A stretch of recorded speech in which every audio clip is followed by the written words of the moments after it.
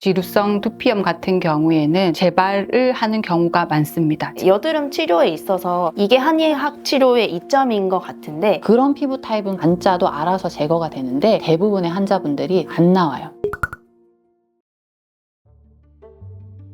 지루성 피부염과 두피염은 피지선의 활동이 매우 높은 부분에 생기는 만성적인 습진 질환을 얘기합니다. 특징적인 증상은 각질과 붉은기, 가려움증을 동반하는 경우가 많고요. 한의원에서 치료할 때는 피부를 진정시켜 줄 수 있는, 그리고 가려움을 완화시켜 줄 수 있는 한약재를 달여서 깨끗하게 증류시킨 한약액을 얼굴이나 두피에 분사하는 과정을 거치게 되고요. 한방 연고를 도포를 하거나 침치료, 약침 치료 등으로 피부 기능이 재기능을 할 수 있도록 치료를 하게 됩니다.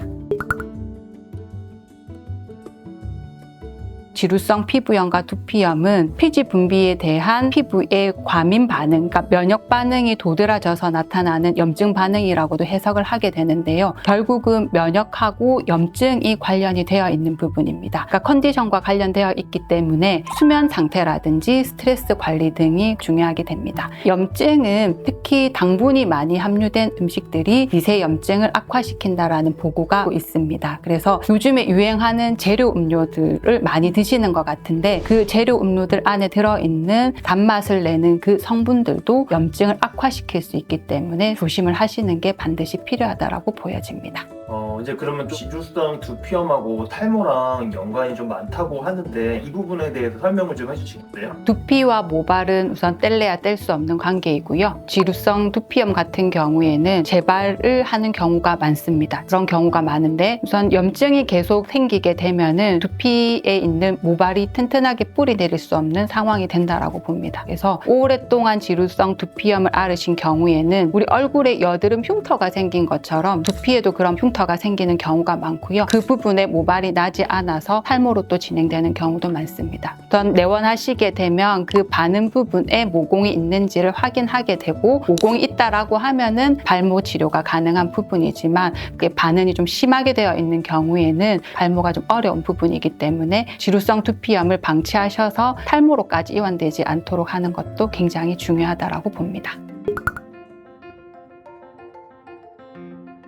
청소년 여드름 같은 경우에는 사춘기에 접어든 아이들이 성호르몬 분비가 증가하면서 PPG 분비가 왕성해지고 그러면서 발생하는 여드름이라고 보시면 되는데요. 초등학교 고학년이죠. 한 10살 정도면 그때쯤 시작을 해서 고등학생 시기인 한 17살, 19살에 가장 심해지는 여드름이라고 보시면 됩니다. 여자 학생들 같은 경우에는 생리 전후로 더 심해지기도 하고요. 청소년 여드름 같은 경우에는 흉터가 발생할 가능성이 크기 때문에 흉터 예방 차원에서도 반드시 치료가 필요하고 이제 아이들 교우 관계에 영향을 끼치는 부분이 많기 때문에 그것도 같이 신경을 써주시면 좋을 것 같아요. 성인 여드름 같은 경우에는 성호르몬이나 이런 영향보다는 스트레스, 식습관 관리, 음주, 흡연 때문에 발생하는 여드름이라고 보시면 되고 대부분은 스트레스와 그리고 잘못된 식습관이 가장 큰 영향을 끼치고 있습니다. 청소년기에서 이어져 오는 경우도 있고요. 청소년기에는 피부가 깨끗했다가 갑자기 성인기에 발생하는 경우도 많습니다. 케이스들을 보면 보통 남자분들은 군대에 가셔가지고 발생하는 경우가 많고요. 혹은 이직이나 이사 때문에 발생하는 경우도 있습니다. 청소년기에 없던 여드름이 성인기에 나타나기도 하는 것처럼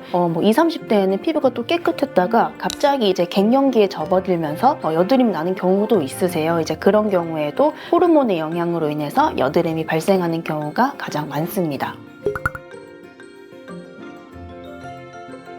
한의학적으로 여드름은 이제 병리적인 열이죠. 불필요한 열인 습열로 인해서 발생한 이제 열독이 얼굴에 채이면서 발생을 한다고 얘기를 하는데요. 피부에 염증을 만들어내는 열독을 제거를 하거나 혹은 이제 불필요한 노폐물의 일종인 습담을 제거를 하는 방법을 이용을 해서 여드름을 치료를 하고 있습니다. 그리고 또 이제 여드름 환자분들을 보면 위쪽으로는 불필요한 열이 뜨고 아래쪽은 차가운 이제 상열 하안의 병리를 가지고 계신 분들이 많은데요. 이 열 열대사 장애를 잘 풀어줌으로써 피부를 또 깨끗하게 치료를 하기도 합니다. 여드름 치료에 있어서 이게 한의학 치료의 이점인 것 같은데, 여드름 치료를 위해서 우리 몸 열대사 장애나 아니면 불필요한 노폐물 제거 등을 하다 보면 몸 전체 컨디션도 많이 좋아지고 내가 평소에 불편해하던 부분들이 같이 좋아지는 경우가 많더라고요. 그래서 여드름은 한의원에서 치료를 하는 게 효율적이다라고 볼 수 있습니다. 크게 염증성 여드름과 비염증성 여드름으로 나뉠 수가 있는데요. 이제 염증성 여드름 같은 경우에는 그냥 빨갛게 올라와 있는 붉은 여드름도 있고요. 우리 흔히 염증성 여드름 하면 생각나는 노란색 농 있죠. 그게 이제 채여있는 화농성 여드름, 크게 이렇게 볼 수 있을 것 같습니다. 그리고 이제 비염증성 여드름 같은 경우에는 좁쌀 여드름이라고 얘기를 많이 하잖아요. 그런 면포성 여드름, 좁쌀 여드름이 가장 대표적이고, 그 면포가 열려 있으면 블랙 헤드, 닫혀 있으면 화이트 헤드라고 불리는 여드름이 있는데요. 이렇게 크게 두 가지로 나눌 수 있을 것 같습니다.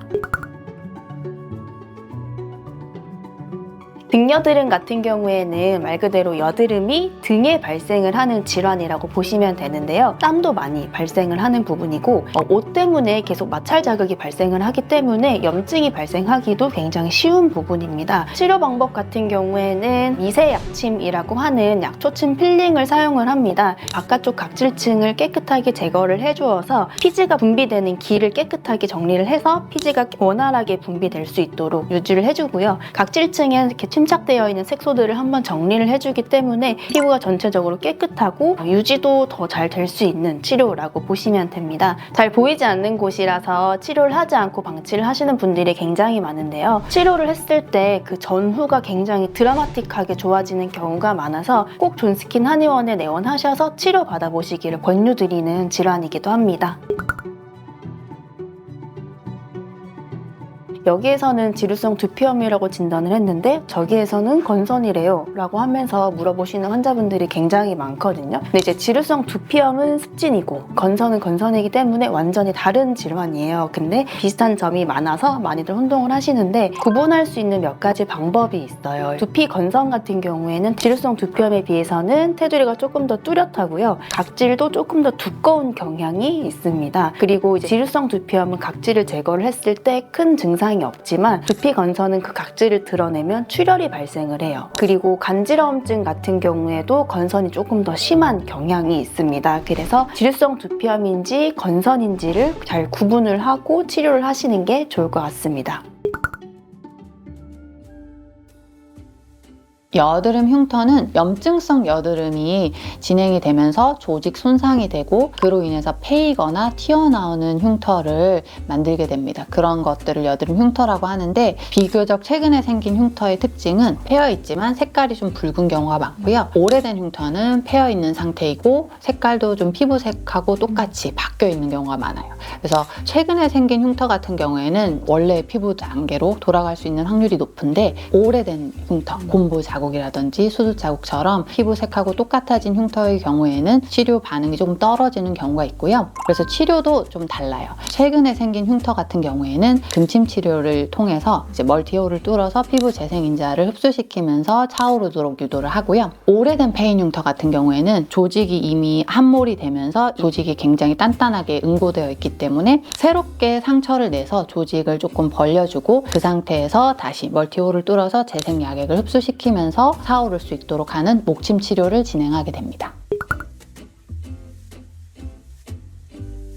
일단은 여드름 흉터를 안 생기게 하려면 제일 중요한 건 여드름을 건드리지 않는 것, 염증성 여드름이 안 되게 하는 게 제일 중요하거든요. 염증성 여드름이 되면 어떻게든 흉터가 남아요. 그래서 염증이 안 되게끔 하는 게 좋고, 염증이 생겼다고 하면 최대한 빨리 치료를 하셔야지 흉터를 최소화할 수 있어요. 그러면 갑자기 궁금한 게, 여드름 나면 이거는 어떻게 짜야 돼요? 여드름이 기본적으로 피지 분비량이 어느 정도 되고 피지선이 좀 크고 하신 분들은 잘 뽑혀 나와요. 그런 피부 타입은 굳이 안 건드리거나 안 짜도 알아서 제거가 되는데, 여드름으로 고생하면서 내원하는 대부분의 환자분들이 대부분 안 나와요. 박혀 있으면서 하얗게 볼록볼록하게 되어 있거나 빨갛게 염증이 되기도 하고 노응이 생기기도 하고 그런 경우가 많고, 그렇게 되면 최대한 빨리 그냥 오셔가지고 제거를 받는 걸 추천해드려요. 안 그러면 혼자서 건드리다가 염증이 되면서 흉터가 되고 점점 증상이 심해지기 때문에 내원하셔서 여드름을 제거받는 거를 추천을 해드려요. 저희 같은 경우에는 전문가이기 때문에 피부 상태를 확대경을 통해서 육안상으로 정확하게 봐가면서 그걸 제거하기 때문에 최대한 염증이 되지 않으면서 흉터 없이 아물 수 있게끔 제거를 하거든요.